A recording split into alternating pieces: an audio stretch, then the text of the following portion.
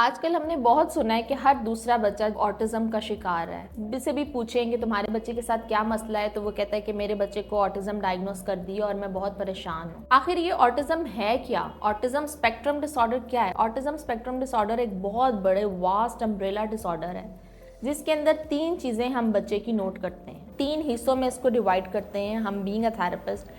एक social communication part है कि बच्चा दुनिया के अंदर बिल्कुल भी सोशलाइज नहीं कर रहा। इसका मतलब ये नहीं है कि बच्चे को बोलना नहीं आता। हमने ये मिथ्स बनाई हुई हैं कि जो ऑटिज्म स्पेक्ट्रम डिसऑर्डर है एक्चुअली ये एक न्यूरो डेवलपमेंटल डिसऑर्डर है। ये मसला नहीं है कि जो सिर्फ और सिर्फ बैड पेरेंटिंग की वजह से आया है। हमारी पहली मिथ ये है कि ऑटिज्म बैड पेरेंटिंग की वजह से आता है, हालांकि रियलिटी ये नहीं कहती कि ऑटिज्म बैड पेरेंटिंग से आता है।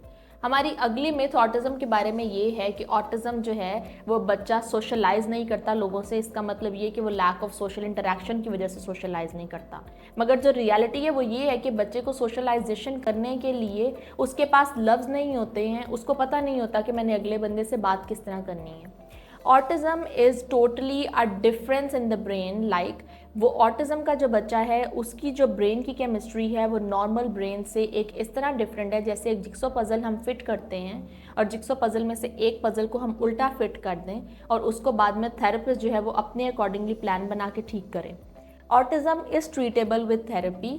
सपोर्ट के साथ भी ट्रीटेबल है, पेरेंट सपोर्ट के साथ भी ट्रीटेबल है। ऑटिज्म के बच्चों को ट्रीट करने के लिए एक पूरा ट्रीटमेंट प्लान बनाया जाता है, एक पूरी रिहैबिलिटेशन टीम होती है जिसमें एक ट्रेन स्पेशल एजुकेशनिस्ट है, एक साइकोलॉजिस्ट और एबीए थेरेपिस्ट है जो उसकी बिहेवियरल थेरेपी पे भी काम कर रहे हैं, ऑक्यूपेशनल थेरेपिस्ट भी काम कर रहे हैं, मी स्पीच एंड लैंग्वेज पैथोलॉजिस्ट हम भी काम कर रहे हैं मिलके, साइकाइट्रिस्ट भी काम कर रहे हैं और ट्रेंड हमारे पास उसके लिए एक और स्कूल के अंदर हम उसकी एक रेगुलर असिस्टेंट, उसकी कोई सेनको भी है स्कूल की।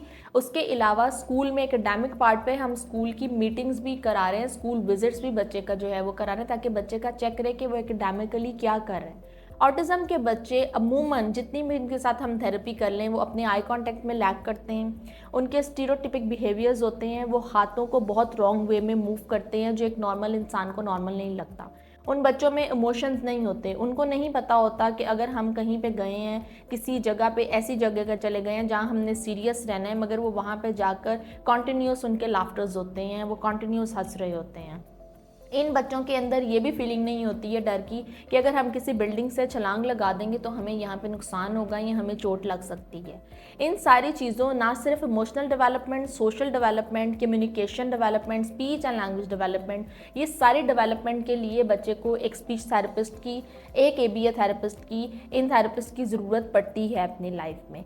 बेसिकली ऑटिज्म के बच्चों पे जो स्पीच एंड लैंग्वेज थेरेपिस्ट काम करते हैं वो उनकी कम्युनिकेशन डिफ़िकल्टीज़ को लेकर देखते हैं। ऑटिज्म का बच्चा अगर हम उसके नॉन वर्बल्स की तरफ देखें, वो चीज़ें जो उसके बोलने से पहले डेवलप होनी चाहिए थी। नंबर 1 उन चीज़ों के अंदर हमारे पास जो ऑप्शन आएगी वो ये है कि वो बच्चा आपकी तरफ देख के बात नहीं कर रहा। नंबर 2 वो बच्चा अपना इशारा करता है और अपनी नीड उसकी पूरी हो जाती है, वो अपनी माँ को कहता है मिल्क की तरफ इशारा करके और माँ उसके हाथ में बॉटल मिल्क की पकड़ा देती है जो कि रॉन्ग है। नंबर 3 वो बच्चा किसी से इंटरेक्ट नहीं करता, उसमें ग्रीटिंग फैक्टर नहीं है, उसके घर मेहमान आए हैं वो अपने कमरे में जाके बैठ गया या उसने एक स्पेसिफिक अपना कॉर्नर बनाया हुआ था, उस कॉर्नर में जाके उसने प्ले किया और प्ले करके वो वहाँ से अपने टॉयज़ को चाहे उसने तोड़ा, चाहे जैसे भी उसने उनके साथ रखा और वहाँ से उसने उठा के टॉयज़ को उधर फेंक दिया और उसने अपनी गेम ख़त्म कर दी। उसको नहीं पता कि साथ बैठा हुआ इंडिविजुअल मुझे बुला रहा है, मैंने उससे ग्रीट करना है, मैंने उसको हेलो करना है, मैं बाय करूँगा उसको, या मैंने उससे कोई कम्युनिकेशन करनी है। उसको लोगों के बारे में भी अक्सर फीलिंग्स नहीं होती। एक तो ये टाइप हो गई।